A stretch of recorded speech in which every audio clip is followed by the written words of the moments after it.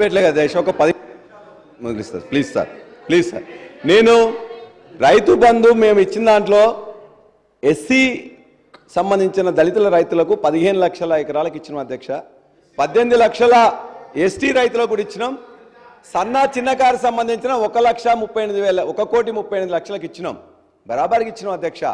సీతక్క గారు ఇంతకుముందు లేరు కాబట్టి ఇప్పుడు చెప్తున్నాం. కష్టపడి పోడుగొట్టుకున్న తర్వాత రెండో పంట కాదు మొదటి పంటే కాదు కాబట్టి రెండో పంట కూడా ఇస్తాం అని చెప్పి కూడా 12 పంటలు ఇచ్చినాం. కాబట్టి మేము అధ్యక్ష భట్టి గారు మేము అడిగేది రెండో పంట కూడా ఇచ్చినామని చెప్తున్నాం అధ్యక్ష. పల్లా గారు గౌరవ పల్లా గారికి మనం యొక్క ఆ రోజున రైతు బంధు విధి విధానాలకే మనం చేసిన పద్ధతి తప్పు.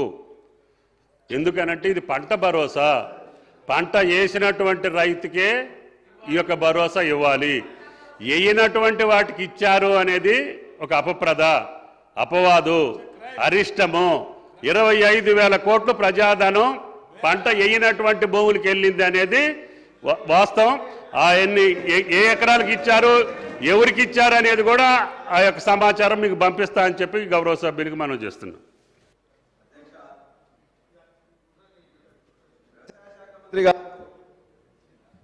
క్యాబినెట్లో ఉండి గతంలో ఉమ్మడి బాధ్యతను విస్మరిస్తున్నారు.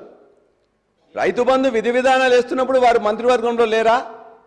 ఆనాటి నుండి ఈనాటి వరకు 12 సార్లు వేస్తే ఏ రోజైనా కూడా ఎందుకు వేసిందని చెప్పి పల్లా గారు ఒక నిమిషం, ఆ రోజు చెప్పినవన్నీ చెప్పమంటావా? ఎందుకంటే అది ఆ రోజు క్యాబినెట్లో మేము క్యాబినెట్లో ఏం చెప్పామో క్యాబినెట్లో ఉన్న మంత్రులకు తెలుసు, ముఖ్యమంత్రి గారికి కూడా తెలుసు. ఈ రైతు బంధు విషయంలో నేనేం మాట్లాడాననేది కూడా తెలుసు. అన్ని పథకాల పట్ల నేనేం చెప్పానో కూడా ఆ రోజు ముఖ్యమంత్రి గారిని అడగండి, క్యాబినెట్లో ఉన్న మంత్రులను అడగండి. ఈ సభలో నేను వాటి విషయాలు మాట్లాడటం సమంజసం కాదు, మీరు అడగటం కూడా సమంజసం కాదు. అసలు మిమ్మల్ని రైతు బంధు అధ్యక్షుడిగా అన్నప్పుడే అది సూటబుల్ పోస్ట్ కాదని చెప్పా. నిన్న మిమ్మల్ని ఏదైనా వైస్ ఛాన్సలర్కో లేకపోతే విద్యా విధానాన్ని మీద పెద్ద కమిషన్కి చైర్మన్కో చేస్తే అదన్నా బాగుపడేది. అందుకని సూటబుల్ కాని పోస్ట్లో వచ్చి మళ్ళీ ఇప్పుడు సూటబుల్ కాని మాట్లాడితే ఇంకా అన్సూటబుల్ అవుతుంది. Please.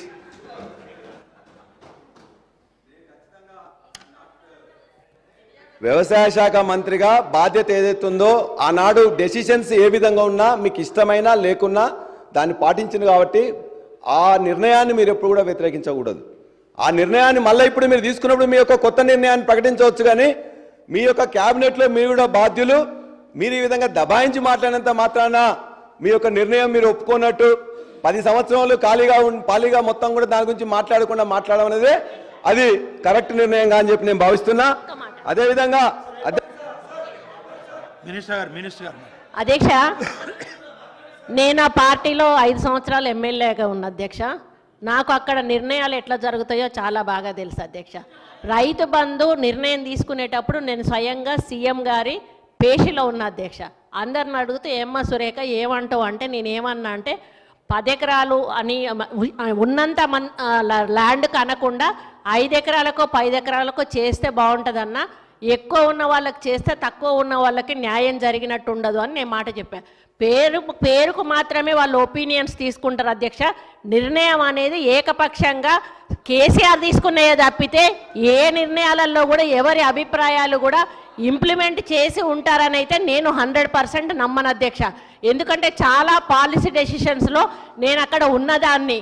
Even Warangal Hanumakonda district division వచ్చినప్పుడు కూడా నేను ఒకటే చెప్పాను, రూరల్ అర్బన్ అని పెట్టండి అంటే అక్కడ అందరూ వ్యతిరేకించారు అధ్యక్ష. వ్యతిరేకించి లేదు ఒకటే ఉంటుంది జిల్లా, రూరల్ అర్బన్ అని వేరు చేయమని ఆ రోజు చెప్పారు. మళ్ళీ తర్వాత అదే నిర్ణయం తీసుకున్నారు అధ్యక్ష. కాబట్టి అభిప్రాయ సేకరణతోటి కేసీఆర్ గారు నిర్ణయం తీసుకుంటారన్నది చాలా తప్పు అధ్యక్ష. ఆ అపవాదు అన్న మీద మోపడం అంతకంటే తప్పు. మీకు తెలుసు, మీలాంటి వాళ్ళు ఒకరో ఇద్దరో చెప్పిన మాటలు చెప్తే కేసీఆర్ ఎవరి మాటలు వినడు, ఎవరి నిర్ణయాలు కూడా పరిగణలోకి తీసుకోవడం విషయం మీకు తెలుసు అని ఈ సందర్భంగా సభ ద్వారా మీ దృష్టికి తీసుకొస్తా ఉన్నాను. ప్లీజ్. నేను అనేది వీరి యొక్క ఏకాభిప్రాయం ఉన్నదా లేకపోతే వీళ్ళందరికీ కూడా ఇలా తీసుకున్న 11 మంది యొక్క ఏకాభిప్రాయం యొక్క దానిలో ఉండదు అధ్యక్ష. ఒక అభిప్రాయం బయటకు వచ్చిన తర్వాత దానికి కట్టుబడి ఉండాలి. దానికి ఎప్పుడు కూడా ఉన్న తర్వాత మేము కూడా బాధ్యతలను ఒప్పుకోవాలి. అంతే తప్ప నాకు ఇష్టం ఉందా ఇష్టం లేదా ఆ ఇంటర్నల్గా ఏం మాట్లాడిన విషయాలలో అవన్నీ అసందర్భం. వారందరూ చెప్పిన అవసరం లేదు. ఒకటి. రెండవది, నేను సూటబిలిటీ ఉందా లేదా రైతు బంధు సమితికి అనేది, నీకు ఇచ్చిన పని నువ్వు సక్రమంగా చేసినవా లేదా అని ఒక రైతు బిడ్డగా నాకు ఇచ్చినప్పుడు ఖచ్చితంగా ఈ రాష్ట్రంలో ఎంత పంట పండుతుంది, ఏమేం కావాలి ఏంటి అనేది సరైన సమావేశంతో అందరితో మాట్లాడి ఆ పని చేసుకున్న అధ్యక్ష. పెద్దలు ఆ విధంగా మాట్లాడుతూ అనుకోలే. అయినా ఇవాళ పెద్ద రుణమాఫీ చేసినామని చెప్పేసి చెప్తున్నారు. రుణమాఫీ 2 సార్లు గతంలో కేసీఆర్ గారు చేసినప్పుడు కూడా మీరు ఉన్నారు. 16,144 1 లక్ష రూపాయలు మాత్రమైతేనే, 1 లక్ష రూపాయలు అయితే మాత్రమే అధ్యక్ష మేము చేసినప్పుడు అందరు కూడా విఆర్ఓ కానీ, ఏఈఓ కానీ, ఎంఆర్ఓ కానీ, ఎంపీడీఓ కానీ, బ్యాంక్ మేనేజర్లు అందరూ కలిసి గ్రామ సభ పెట్టి ఆ గ్రామంలో ఉన్నాయని కూడా తీసుకుపోయి మొత్తం ఇచ్చినట్లయితే 1 లక్ష కిందికే 16,144 కోట్లు ఇచ్చినాం అధ్యక్ష. ఇలా 1,50,000 మంది 1,50,000 వరకైనా కూడా 12,000 కోట్లు కాలే. రెండోసారి ఇచ్చినప్పుడు 19,000 కోట్లు అయింది. మొదటిసారి 16,144 కోట్లు ఎట్లయితుంది, రెండోసారి 19,000 కోట్లు ఎట్లయితుంది, ఇవాళ 1,50,000 అయినా కూడా దరిదాపుగా 12,000 కోట్లు కాలే. ఏంటిది అధ్యక్ష ఇవాళ వాళ్ళు మాట్లాడుతున్నారు ఏంటంటే మొత్తం కూడా అధ్యక్ష ఆల్రెడీ 30 minutes అయిపోయింది రాజేశ్వర రెడ్డి గారు. ఆల్రెడీ 30 minutes అయిపోయింది. మీకు కడమ సభ్యులకు మీరు చూశారు, ప్రతి సభ్యులకు 15 నిమిషాలు మించి ఎవరికి ఇవ్వలే.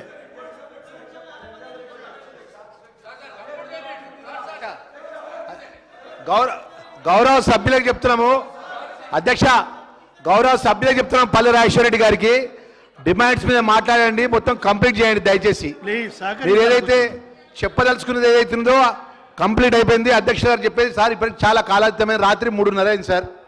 దయచేసి డిమాండ్స్ మీద మాట్లాడి కంప్లీట్ చేయమని చెప్పి సభ్యులను కోరుతున్నాం.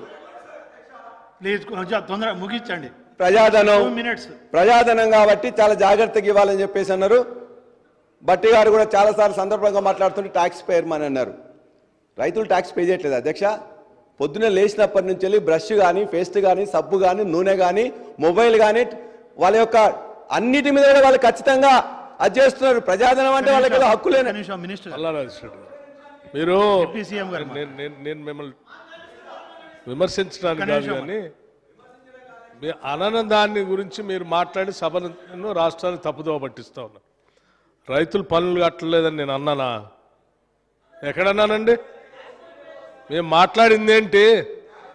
రైతు భరోసా మీద రైతులకు ఇచ్చేటువంటి సొమ్ము ప్రజలందరూ పన్నుల చేత వచ్చినటువంటి సొమ్ము ఇది మేము 4 గోడల మధ్యనో గడిల మధ్యనో కూర్చొని మా ఇష్టం వచ్చినట్టు రాసుకొని వాటిని పంట పండించడానికి ప్రోత్సాహకరంగా ఇచ్చేటువంటి డబ్బు కాకుండా గుట్టలకి, రాళ్లకి, లేకపోతే భూములు ఎక్వైర్ చేసేటువంటి వాళ్ళకి, కాలువలు పోయిన వాళ్ళకి, రియల్ ఎస్టేట్ చేసుకున్నటువంటి వాళ్ళకి కాకుండా, కేవలం రియల్ ఎస్టేట్ వాళ్ళకి కాకుండా పంట పండించేటువంటి వాళ్ళని ప్రోత్సహించడానికి ఇప్పుడే వ్యవసాయ మంత్రి గారు పదే చాలా స్పష్టంగా చెప్పారు. అటువంటి వాళ్ళకి ఇవ్వాలా, లేకపోతే మీరు దాదాపు 20 నుంచి 25,000 కోట్లు దాని పేరు చెప్పి మిగతా వాళ్ళు అందరికీ ఇచ్చారు.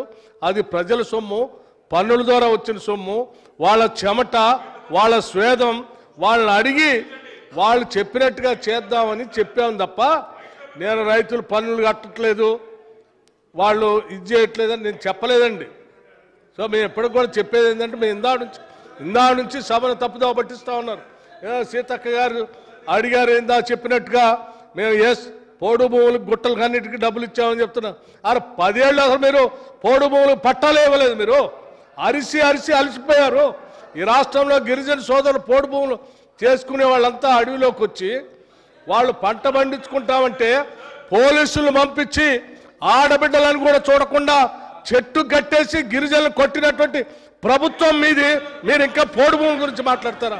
ఎట్లా అంటే మీరు ఉన్న విషయం ఇవాళ డిమాండ్స్ మీద మాట్లాడుతున్నారు. ఆ డిమాండ్స్ ఏంటో మాట్లాడి ముగించండి. సబ్జెక్ట్ అంతా వదిలిపెట్టి ఎటో పోయి చెప్తా ఉన్నారు. ఇది కరెక్ట్ కాదండి. ప్లీజ్ అధ్యక్ష, వారి నియోజకవర్గం ముదిగొండలోనే 6 పొట్టన పెట్టుకున్న సమస్య అప్పుడే మర్చిపోయింది అధ్యక్ష. మీ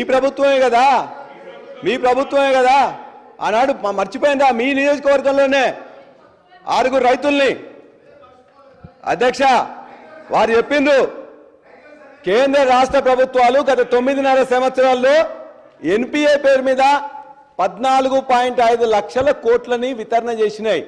ఎందుకు ఇచ్చినామని చెప్పేసి అడగలే, ట్యాక్స్ కట్టిన రాలేదు అనలే. ఇవాళ మేము కూడా కొంతమంది వ్యవసాయం చేయకపోయినా రెండో పంటకు వాళ్ళకి నీళ్లు లేకనో వేరే విధంగా చేయకపోయినా కూడా ఇచ్చినాం, బరాబర్గా ఇచ్చినాం అని చెప్తున్నాం. అందులో అనేక ఎస్సీ రైతులు కానీ ఎస్టీ రైతులు కానీ బీద రైతులు కానీ ఉన్నారు. వారు కూడా దాని మీద వైట్ పేపర్ పెట్టండి. ఈ యొక్క రుణమాఫీ మీద నేను మీ అందరికి కూడా వీరు చెప్పిండ్రు, మొదటిసారి 16,000 కోట్లు ఇచ్చినాం, రెండోసారి 18,000 కోట్లు ఇచ్చినాం, 19,000 కోట్లకు 12,000 కోట్లు ఇచ్చినాం, 28,000 కోట్లు డైరెక్ట్ గా వాళ్ళ అకౌంట్ లోకి రుణమాఫీ మీద పెట్టింది ఒక కేసీఆర్ గారు తప్ప ఈ దేశంలో ఎవరు పెట్టలే. వారు చెప్పారు మజీద్ హుసేన్ సాబ్ 40 మినిట్స్ అయిపోయిందండి, ఆల్మోస్ట్ ఆల్ 40 మినిట్స్ ఇచ్చాము. మీరు 40 మినిట్స్ వాళ్ళు ఇంటర్వ్యూని అయిన టైం తీసేస్తే ఆల్మోస్ట్ ఆల్ 40 మినిట్స్ ఇచ్చాము. జస్ట్ క్లోజ్ చేయండి మల్లారాజేశ్వర రెడ్డి గారు ప్లీజ్. ఎట్లా ఉందంటే అధ్యక్ష జగదీష్ రెడ్డి గారు రుణమాఫీ ఎంత ఉందంటే వారు చెప్పారు 41,000 కోట్ల దాకా వస్తుందని మొత్తం కూడా ప్రెస్ లీక్ ఇచ్చారు. తర్వాత వాళ్ళు ఏం చెప్పారంటే 31,000 కోట్లకు అయిపోయిందని చెప్పారు. బడ్జెట్ లో 25,000 కోట్లు అని చెప్పారు. ఎట్లుందంటే వీళ్ళది పంచపాండవులు ఎంతమంది అని చెప్పి అడిగినట్లయితే మంచం కోలవలే ముచ్చటగా ఇద్దరని ఒక అంకేసినట్టుంది అధ్యక్ష. వీళ్ళది ఏముందని అంటే ఇవాళ 31,000 కోట్లు కాదు, దరిదాపుగా 40,000 కోట్ల పైన రుణమాఫీ ఉన్నది. దానికి ఎందుకంటే అధ్యక్ష అనేక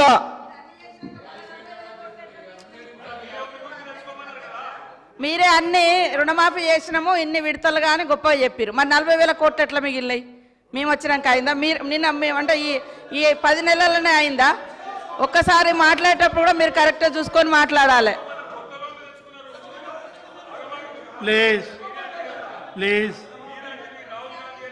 సార్ ప్లీజ్ సార్, రుణమాఫీ ఎందుకు ఇవ్వట్లేదని చెప్పేసి అంటే వీళ్ళందరూ కూడా మేము చాలా మంది ఒక 100 తీసుకొచ్చిన అధ్యక్ష. కుటుంబంలో మినహాయింపు లేని ప్రభుత్వ ఉద్యోగం ఉన్నారు.